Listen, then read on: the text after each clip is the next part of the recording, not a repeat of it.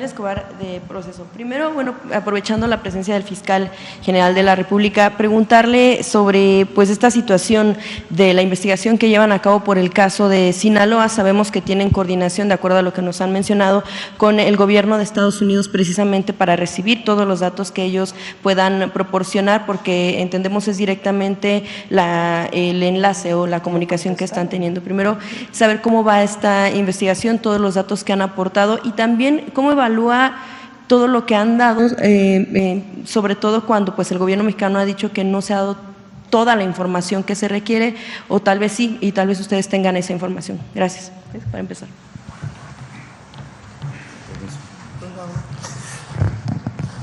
A ver, primero, el delito se cometió en México. Fue un secuestro y hay una serie de investigaciones sobre los homicidios que se cometieron. ¿Qué es lo que nosotros necesitamos que nos informe el gobierno de los Estados Unidos? Nos ha informado una parte, pero falta otra que es fundamental. A esa persona que fue secuestrada en Culiacán, llegó por avión a una ciudad fronteriza de los Estados Unidos.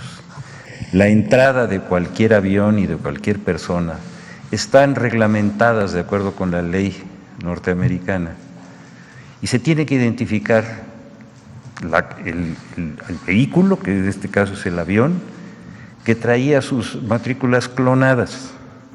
Se tiene que identificar fundamentalmente al piloto. ¿Por qué? Porque ningún piloto, ningún avión puede llegar a un aeropuerto fronterizo de los Estados Unidos si no llena una serie de requisitos. Esos requisitos son obligatorios para todos. Eso es lo que les estamos pidiendo, que nos digan por qué llegó en un avión clonado, porque fue clonado en los Estados Unidos.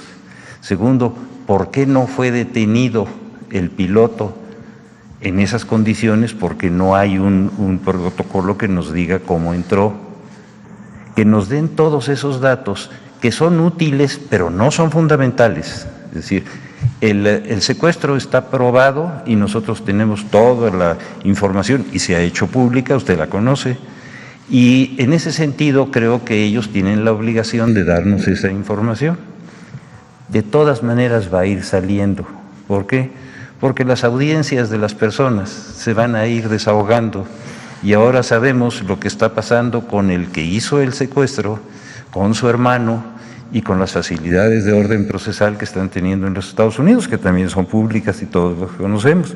Entonces se está armando ese expediente y va avanzando con certeza, pero sobre la base de que nosotros tenemos probados los delitos.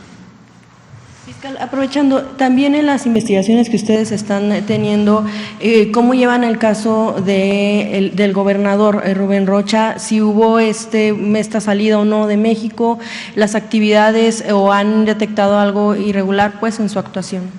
Mire, la Fiscalía tiene que ser muy concreta cuando tiene datos de prueba. Conforme hemos tenido datos de prueba en razón de los funcionarios de la Fiscalía Estatal que estaban interviniendo en una acción que se llevó a cabo en una gasolinera, usted se acuerda de eso, que evidentemente está demostrado, se hizo público. Nosotros no vamos a hacer imputaciones mientras no tengamos las pruebas suficientes. Cuando las tengamos, las vamos a hacer como las hemos venido haciendo, pero no podemos hacerlo antes porque nuestra propia tarea nos lo impide. Pero sí sí lo tienen dentro del entorno pues de investigación. O sea, una cosa es que se tengan todavía pruebas hasta el momento, pero otra cosa es que sí se está investigando. Por eso se lo digo, mientras no tengamos la certeza, no podemos hacer una afirmación. La vamos a hacer, de eso no tengan cuidado, cuando sea procedente, pero no podemos adelantarnos a hacer una serie de hipótesis que no tenemos probadas. Finalmente, ¿a qué le responde Estados Unidos? Ustedes ya han sido muy concretos en lo que hace falta, y ahora mismo lo está haciendo, me imagino que en otros momentos por supuesto que lo han manifestado directamente. ¿Qué responde Estados Unidos? ¿Por qué no da esa información desde hace ya cuántas semanas? No nos dicen.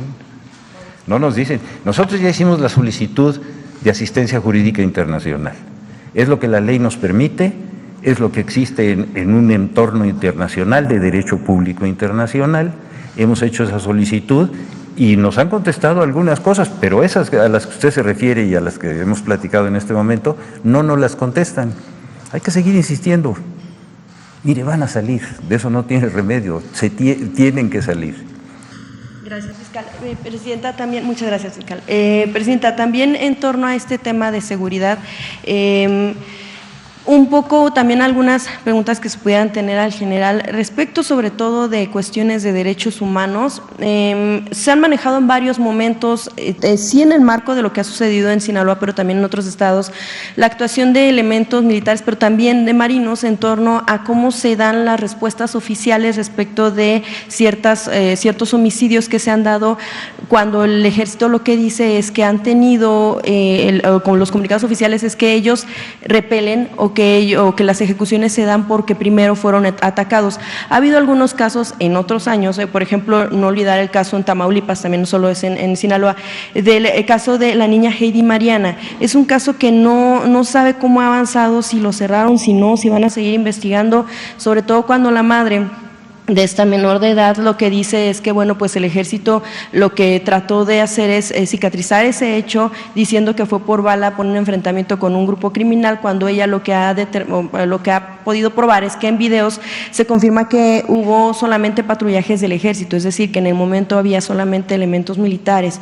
Ella, bueno, pues incluso ha recibido algunas amenazas, la madre de esta menor no solo no ha recibido justicia, sino que además ha sido víctima de amenazas de las personas que ella identifica como oficiales, pues militares. También, bueno, pues algunos otros casos que ya se...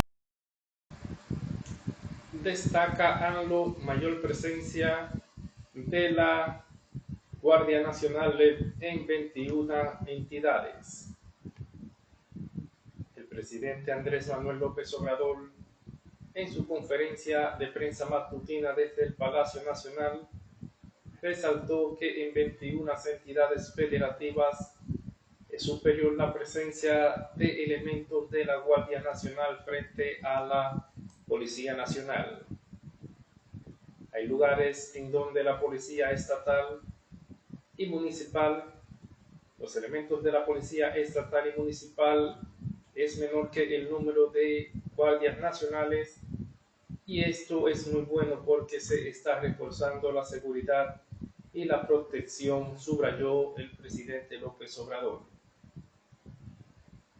López Obrador resaltó que en los estados donde el despliegue es 60% mayor a mayor son Aguascalientes, Baja California Sur, Chiapas, Chihuahua, Coahuila, Durango, Guanajuato, Guerrero, Jalisco, Michoacán, Morelos, Oaxaca, Puebla, Querétaro, Quintana Roo, Sonora, Tamaulipas, Tlaxcala, Veracruz y Zacatecas.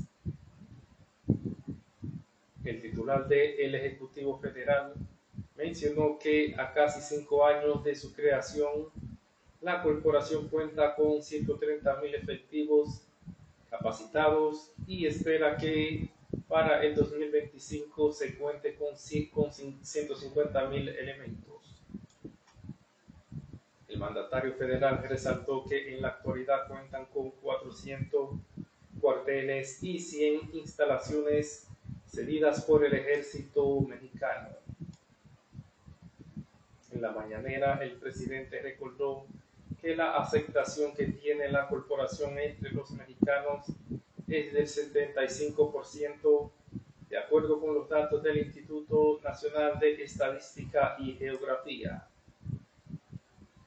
Por otro lado, el presidente Andrés Manuel López Obrador también resaltó que en los 5 años de su administración, las Secretarías de Defensa Nacional y de Marina y la Guardia Nacional han realizado bajo la Estrategia Nacional de Seguridad el decomiso histórico de drogas como el fentanilo, del cual se han asegurado 8.300.3 kilogramos.